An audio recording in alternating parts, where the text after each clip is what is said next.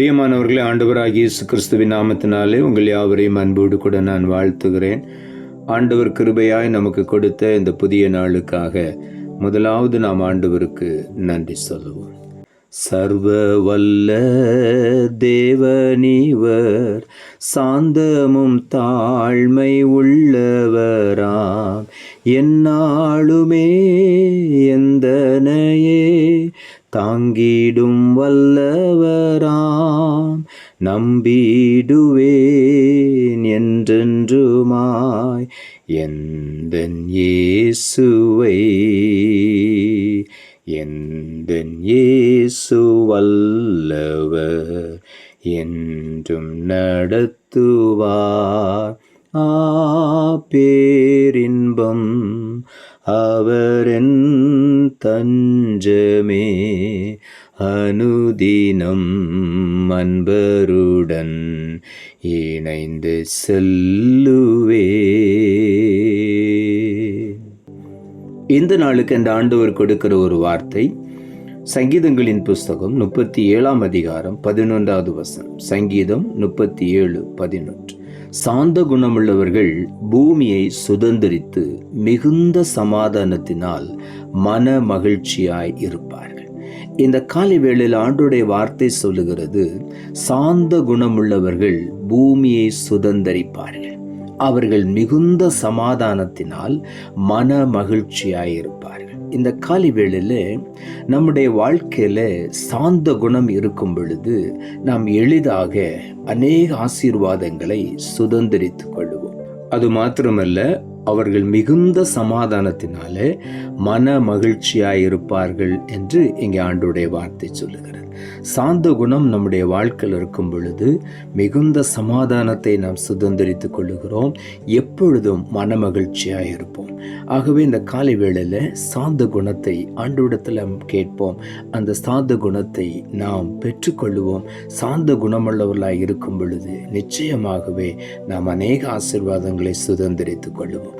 சங்கீதங்களின் புஸ்தகம் 147 அதிகாரம் 6வது வசனம் சொல்லுகிறது, கர்த்தர் சாந்த குணமுள்ளவர்களை உயர்த்துகிறார், துன்மார்க்கரை தரை மட்டும் தாழ்த்துகிறார். ஆண்டவராகிய தேவன் சாந்த குணமுள்ள மனிதர்களை உயர்த்தி கொண்டே இருப்பார். அவர்கள் அநேக மேன்மைகளை பெற்றுக்கொண்டே இருப்பார்கள். ஆகவே சாந்த குணம் நம்முடைய வாழ்க்கையில வரும் பொழுது தேவன் நம்மை உயர்த்துவார். ஆதியாகம புஸ்தகம் 28 அதிகாரம் 13 வசனம் இப்படியாய் சொல்லுகிறது, அதற்கு மேலாக கர்த்தர் நின்று, நான் உன் தகப்பனாகிய ஆபிரகாமின் தேவனும் ஈசாக்கின் தேவனுமாகிய கர்த்தர், நீ படுத்திருக்கிற பூமியை உனக்கும் உன் சந்ததிக்கும் தருவேன் என்று ஆண்டவர் அன்றைக்கு யாக்கோபை பார்த்து இந்த வார்த்தையை சொல்லுகிறார். தூதர்கள் ஏறுகிறதும் இறங்குகிறதுமான அந்த காட்சியை பார்த்து கொண்டே இருக்கும் பொழுது அந்த ஏணிக்கு மேலாக பரலோகத்திலே நின்று கர்த்தர் அவனை பார்த்து சொல்லுகிறார், நான் ஆபிரகாமின் தேவனும் ஈசாக்கின் தேவனுமாகிய கர்த்தர், நீ படுத்திருக்கிற இந்த பூமியை உனக்கும் உன் சந்ததிக்கும் தருவேன் என்று சொன்னார். இந்த காலை வேளையில ஆண்டவருடைய வார்த்தை சொல்லுகிறது, சாந்த குணமுள்ளவர்கள் பூமியை சுதந்திரித்துக் கொள்வார்கள்.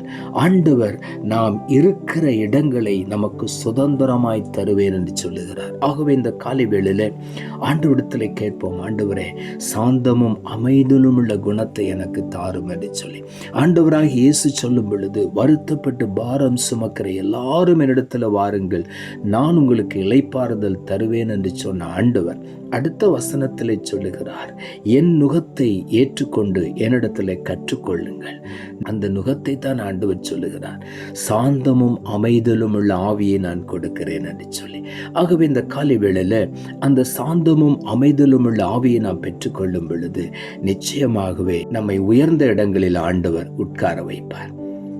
என்னாகம புஸ்தகம் 12 அதிகாரம் 3 வசனம் சொல்லுகிறது, மோசேயானவன் பூமியிலுள்ள சகல மனிதரிலும் மிகுந்த சாந்த குணமுள்ளவனாய் இருந்தான் என்று ஆண்டவரே மோசேயை குறித்து சொல்லுகிறார். பூமியில் உள்ள சகல மனிதரிலும் அவன் மிகுந்த சாந்த குணமுள்ளவனாய் இருந்தான். மோசே இஸ்ரவேல் ஜனங்களை வழிநடத்தி கொண்டு வரும் பொழுது பல சூழ்நிலைகளிலே ஜனங்கள் அவனை கல்லெறியும்படியாக கற்களை எடுத்து கொண்டார்கள்.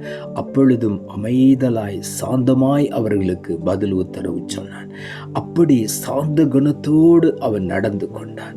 பார்வோனுடைய இருதயத்தை ஆண்டவர் கடினப்படுத்த மோசே பார்வோனுக்கு முன்னாக அற்புதங்களை செய்துவிட்டு கடந்து வந்தவுடனே மறுபடியும் பார்வோன், நான் ஜனங்களை போக விட மாட்டேன் என்று சொல்லி அவன் இருதயம் கடினப்பட்டு கொண்டே இருந்தது. மோசே ஆனாலும் கூட சோர்ந்து போகாதபடி மறுபடியும் தேவ சமூகத்தில் போய் நின்றான். ஆண்டவர் மறுபடியும் அநேக அற்புதங்கள் மூலமாக அந்த ஜனங்களை அடிமைத்தனத்திலிருந்து ஆண்டவர் வெளியே விடுவித்து கொண்டு வந்தார். பார்வோருக்கு முன்னாக அநேக அற்புதங்களை, அதிசயங்களை மோசையை கொண்டு ஆண்டவர் செய்தார். காரணம், அவன் சாந்த குணமுள்ளவனாயிருந்தான். இந்த காலை வேளையில நம்முடைய வாழ்க்கையில சாந்த குணம் இருக்கும் பொழுது தேவனுடைய அற்புதங்களை நாம் பெற்றுக்கொள்வோம். ஆண்டவர் நம்முடைய வாழ்க்கையில அதிசயங்களை செய்வார். ஆகவே இந்த காலை வேளையில சாந்த குணத்தை நாம் தரித்து கொள்வோம். 1 கொரிந்தியரின் புஸ்தகம் 13ஆம் அதிகாரம் 4ஆம் வசனம் சொல்லுகிறது, அன்பு நீடிய சாந்தமும் தயவும் உள்ளது, அன்புக்கு பொறாமை இல்லை, அன்பு தன்னைத்தான் புகழாது, இருமாப்பாய் இராது என்று இங்கே எழுதப்பட்டிருக்கிறது. நீடிய சாந்தம் உள்ளது அன்பு. இந்த அன்பு ஆவியின் கனிகளிலே மிகவும் முக்கியமானது. அந்த 9 குணாதிசயங்களிலே மிகவும் முக்கியமானது அன்பு. அந்த அன்பு நீடிய சாந்தமுடையது என்று வேதம் சொல்லுகிறது. அன்புக்கும் சாந்தத்துக்கும் ஒரு நல்ல இணைப்பு இருக்கிறது. நீடிய சாந்தம் உள்ளதுதான் அன்பு. ஒரு மனிதனுடைய வாழ்க்கையில் அன்பு இருக்குமானால் அவன் நீடிய சாந்தமுள்ளவனாயிருப்பான். ஆகவே தான் யாக்கோபுடைய வாழ்க்கையிலே தேவன் மேல் அவன் அன்பு வைத்திருந்தபடியினாலே தான் அவன் அன்றைக்கு இரவு வேளையில் கல்லை தலையணையாய் வைத்து நித்திரையாயிருக்கும் பொழுது ஆண்டவருடைய தரிசனத்தை அவன் பெற்றுக்கொண்டான். யாக்கோபுடைய வாழ்க்கையில தேவன் மேல ஒரு அன்பு வைத்திருந்தான். அவன் ஆண்டவரிடத்தில் அன்பாயிருந்தான். ஆகவே தான் கடைசி வரையிலும் போராடி ஆண்டவருடைய ஆசீர்வாதத்தை பெற்றுக்கொண்டான். நீ படுத்திருக்கிற பூமியை உனக்கும் உன் சந்ததிக்கும் தருவேன் என்று வாக்கு பண்ணினார். ஆகவே இந்த காலை வேளையில சாந்த குணம் பூமியை சுதந்திரிக்க பண்ணுகிறது. பிலிப்பியரின் புஸ்தகம் 4ஆம் அதிகாரம் 5வது வசனம் சொல்லுகிறது, உங்கள் சாந்த குணம் எல்லா மனுஷருக்கும் தெரிந்திருப்பதாக கர்த்தர் சமீபமாயிருக்கிறார். இங்கே பிலிப்பியருக்கு எழுதும் பொழுது உங்கள் சாந்த குணம் எல்லா மனுஷருக்கும் தெரிந்திருப்பதாக என்று எழுதுகிறார். ஆகவே இந்த காலை வேளையில நம்முடைய சாந்த குணம் எல்லா மனிதனுக்கும் தெரிந்திருக்க வேண்டும். ஆண்டவராக இயேசுவும் மனுக்குலத்தை மீட்கும்படியாய் இந்த பூமியில இறங்கி வரும் பொழுது அவர் சாந்த குணமுள்ளவராய் இறங்கி வந்தார். சாந்தமும் தாழ்மையும் உள்ளவராய் இந்த பூமிக்கு இறங்கி வந்தார், நம்மை மீட்கும்படியாய். ஆகவே இந்த காலை வேளையில நம்முடைய வாழ்க்கையிலும் இயேசுவை போன்ற ஒரு சாந்த குணம் இருக்கும் பொழுது நிச்சயமாகவே நாம் பூமியை சுதந்திரித்துக் கொள்வோம். அநேக ஆசீர்வாதங்களை இந்த காலை வேளையில நாம் சுதந்திரித்துக் கொள்வோம். மிகுந்த சமாதானத்தை பெற்றுக்கொள்வோம். எப்பொழுதும் மன மகிழ்ச்சியாயிருப்போம்.